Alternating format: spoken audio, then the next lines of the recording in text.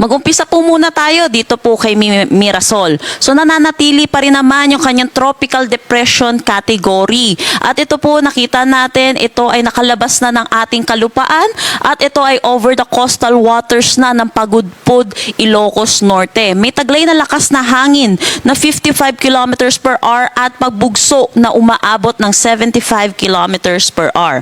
Ito'y kumikilos north-northwestward sa bilis na 10 kilometers per hour. Mamaya po natin i-discuss yung mga under po ng tropical cyclone wind signal, pati na rin ito pong possible na track neto ni Mirasol. Kaninang 8 p.m. po, tuluyan na pong pumasok ng ating Philippine Area of Responsibility itong tropical depression sa labas ng ating PAR at pinangalanan na po natin itong Nando. So mamaya din po, magbibigay din po tayo ng update sa possible na track neto ni Nando. Sa ngayon din, meron din tayong epekto ng southwest monsoon dito sa may southern Luzon, Visayas at dito po sa western section ng Mindanao. So ano po ba yung naasahan natin sa track neto ni Mirasol? Yung po nasa coastal waters na po ito ng Ilocos Norte, kaya inaasahan po natin ito po ay mag-i-intensify into a tropical storm category habang palabas po ng ating Philippine Area of Responsibility bukas ng umaga at patuloy po itong palayo na ng ating bansa.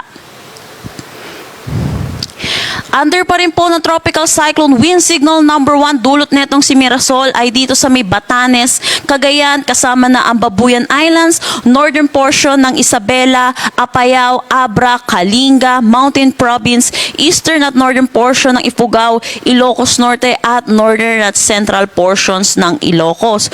So inaasahan po natin malalakas din po mga hangin na mararanasan po nila. So mag-ibayong pag-iingat po para sa ating mga kababayan.